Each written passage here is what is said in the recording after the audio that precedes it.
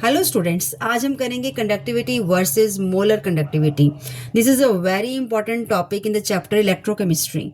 बहुत students in दोनों terms में कंफ्यूज हो जाते हैं, लेकिन अगर बेसिक आइडिया समझ आ गया तो ये टॉपिक बहुत इजी हो जाएगा। सबसे पहले ये समझते हैं कि सॉल्यूशन में करंट कैसे पास होता है।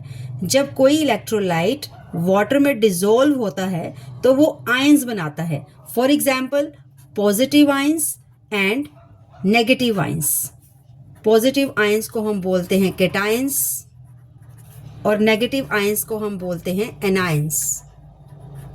ये आयंस सॉल्यूशन के अंदर फ्रीली मूव कर सकते हैं, और जब हम इलेक्ट्रोड्स कनेक्ट करते हैं और वोल्टेज अप्लाई करते हैं तो पॉजिटिव आयंस नेगेटिव इलेक्ट्रोड की तरफ मूव करते हैं और नेगेटिव आयंस पॉजिटिव इलेक्ट्रोड की तरफ मूव करते हैं। आयंस की मूवमेंट्स की वजह से ही इलेक्ट्रिक करंट फ्लो करता है।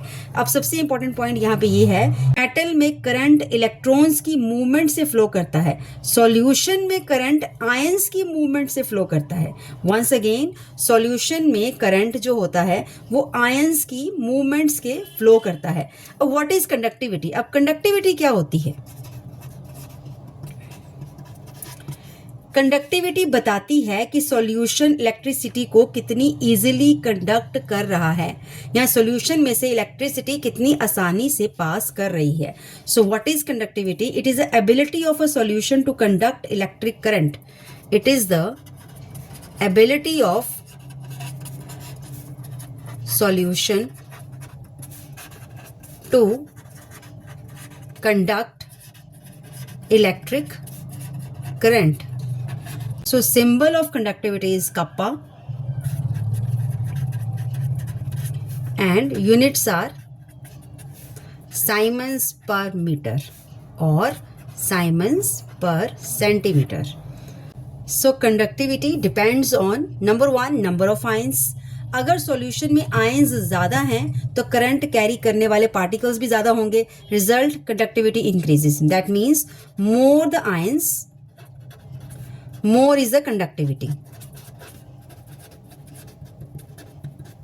Number 2 is charge on ions. Current actually electric charge का फ्लो है। अगर आयन पर चार्ज ज़्यादा है तो वो मूव करते वक्त ज़्यादा चार्ज ट्रांसपोर्ट करेगा, इसलिए higher the charge higher the conductivity.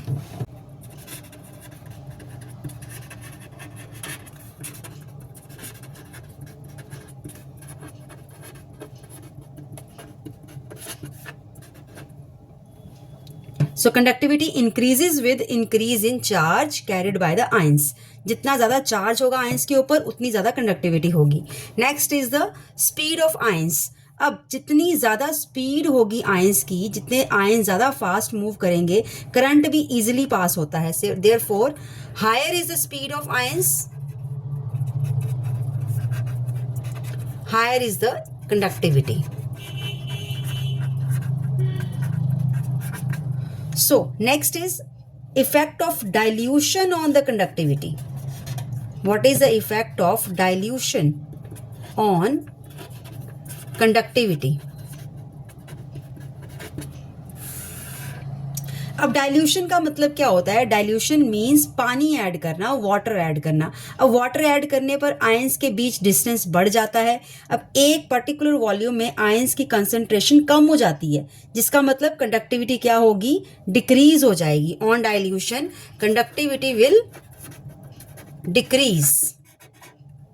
यहाँ पे एक इंपॉर्टेंट बोर्ड क्वेश्चन है, why does conductivity decreases on dilution? इसका आंसर है because the number of ions per unit volume decreases. Again, why does the conductivity decrease on dilution? Because the number of ions per unit volume decreases.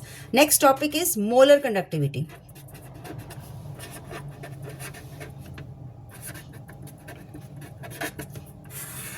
अब scientist ने सोचा कि सिर्फ conductivity देखने से comparison difficult हो जाएगा, हमें यह भी पता होने चाहिए कि 1 मोल इलेक्ट्रोलाइट करंट कंडक्ट करने में कितना इफेक्टिव है।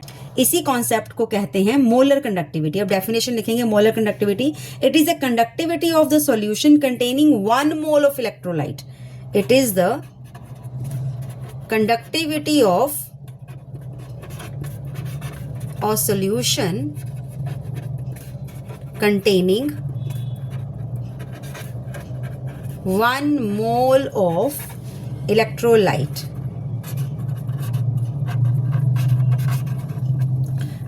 अब इसका सिंबल क्या होता है? मोलर कंडक्टिविटी का सिंबल है लैम्डा. m यूनिट होते हैं siemens metre square mole inverse. This is the unit.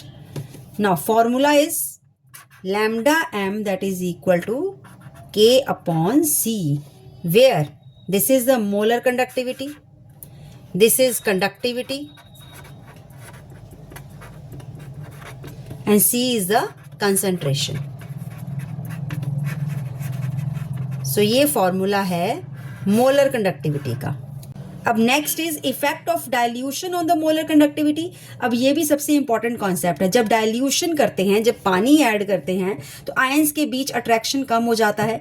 Ions को मूव करने के लिए ज़्यादा स्पेस मिल जाती है. आयंस मोर फ्रीली मूव करते हैं और रिजल्ट मोलर कंडक्टिविटी इंक्रीज हो जाती है. सो एक इंपॉर्टेंट क्वेश्चन यहाँ पे भी एग्जाम से पूछा जाता है कि why conductivity decreases but molar conductivity increases. अब स्टूडेंट्स यहाँ कंफ्यूज जाते हैं. अब ध्यान से समझिए, कंडक्टिविटी डाइल्यूशन के बाद पर यूनिट वॉल्यूम आयंस कम हो जाते हैं. कंडक्टिविटी में क्या होता है कि डाइल्यूशन के बाद पर यूनिट वॉल्यूम आयंस कम हो जाते हैं, इसलिए कंडक्टिविटी डिक्रीज हो जाती है. पर मोलर कंडक्टिविटी में क्या होता है? डाइल्यूशन के बाद आयंस मोर फ्रीली मूव करते हैं, मोबिलिटी इंक्रीज हो जाती है, इसलिए मोलर कंडक्टिविटी इंक्रीज हो जाती है. So easy memory trick, dilution अगर इंक्रीज होती है, अगर हम डाइल्यूशन इंक्रीज करते हैं तो आयंस पर यूनिट वॉल्यूम वो डिक्रीज कर जाते हैं और कंडक्टिविटी भी डिक्रीज कर जाती है. बट मोलर कंडक्टिविटी, डाइल्यूशन जब इंक्रीज होती है तो आयंस की मोबिलिटी बढ़ जाती है. आयंस की मोबिलिटी बढ़ जाती है और मोलर कंडक्टिविटी भी इंक्रीज हो जाती है. Thank you.